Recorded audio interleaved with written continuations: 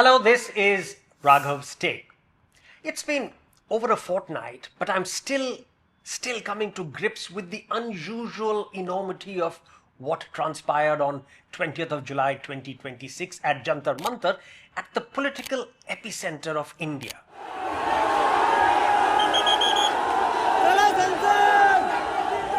No, it wasn't a violent, revolutionary upsurge. And it wasn't an Indian Spring aimed at a regime change.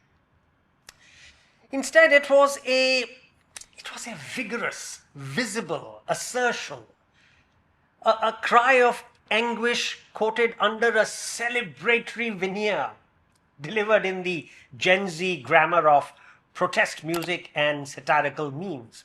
It breathed life back into India's comatose democracy. Unfortunately, the state trotted out medieval instruments of coercion: canes, nailed batons, water cannons, tear gas, and pellets.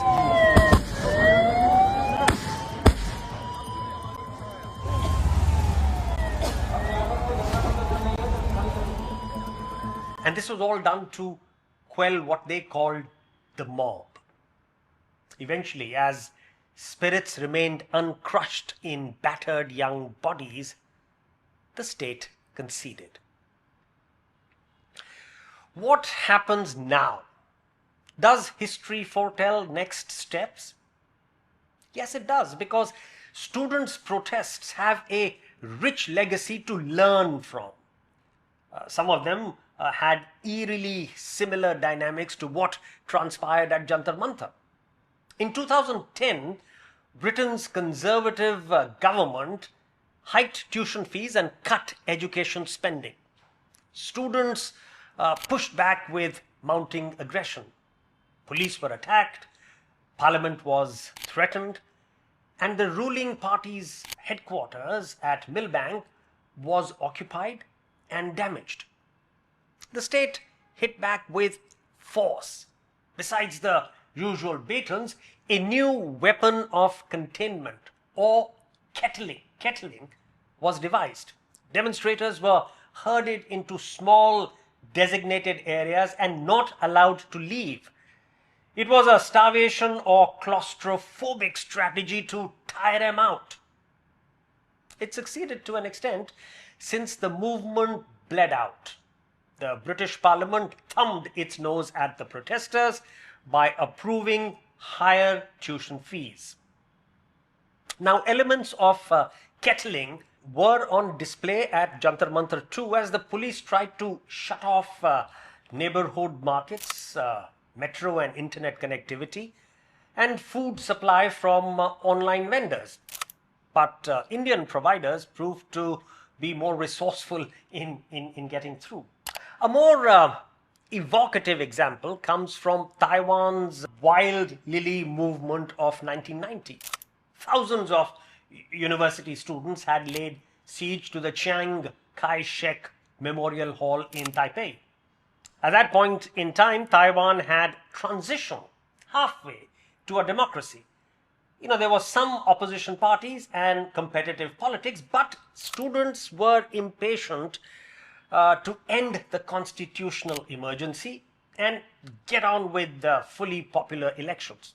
The crowds swelled to over 20,000. President Lee Teng-hui had stark options.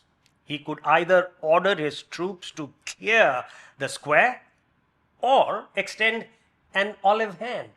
Now, mercifully, he chose the latter. He invited a delegation of student leaders and promised them accelerated democratic reforms. He committed to convening a national political conference to implement direct elections for various legislatures.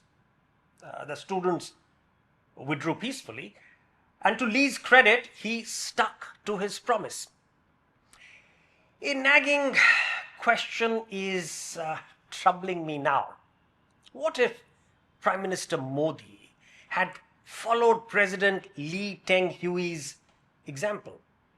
What if he had invited a delegation of cockroaches to meet him a week after the siege began.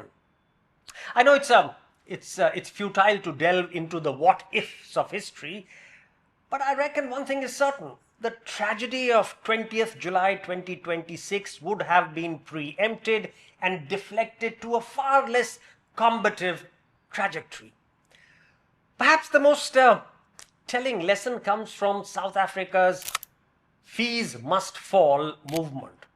Now, from 2015 onwards, students in South Africa started demanding free and what they called decolonized education.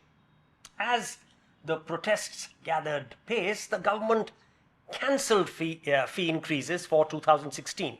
Now, that proved to be a short-lived palliative because within a few months, students regrouped and launched a violent backlash. Arson and destruction followed. The state came down hard on the protesters using rubber bullets, stun grenades, tear gas, and mass arrests. The assault forced students into submission, and the movement withered away. But then the South African government adopted grace in victory. It gave substantial concessions. By 2017, poor and working class students were given free higher education. Now, herein lies a critical what next prompt for the Modi government. Jantar Mantar may have become peaceful, but that's an opportunity to seize, to engage with students and co-opt them into pushing through honest and transparent education reforms. Let me now, at this point, let me switch from the tactical, that's what we've been talking about, to the philosophical. Now, there's a raging debate on whether the state can or should be a total, completely benign peacenik, or whether some coercion is inevitable, even necessary, to cut a quick path to peace and calm. That without an initial bout of coercive power, it becomes impossible to contain a movement, which then could spiral out of control, creating more mayhem and destruction than the first few police blows. The infamous Niccolo Machiavelli, he pulled no punches. He said a ruler should inspire fear while avoiding hatred. Now, thinkers like Thomas Hobbes are hawkish. He said covenants without the sword are but words. Now, these two dictums, which have survived for 500 and 375 years respectively, that is, unless a state has the capacity to enforce its writ, any commitment or guarantee is meaningless. They also find resonance in the modern era.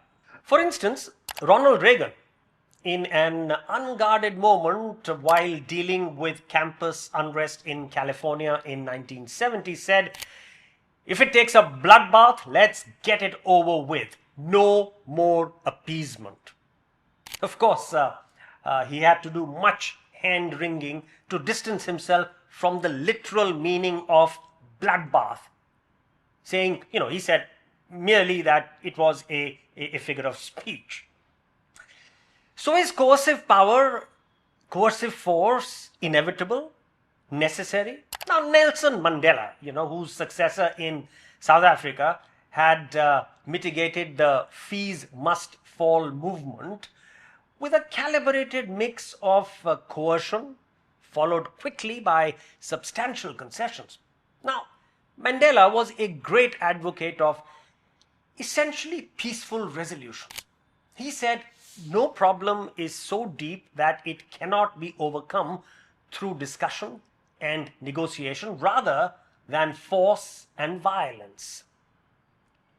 As usual, Mandela took his cues from Mahatma Gandhi. Now, here's what Gandhi said. This repression cannot be prolonged without further embittering the already bitter relations between the two peoples. And of course, from Martin Luther King, who said, riots grow out of intolerable conditions.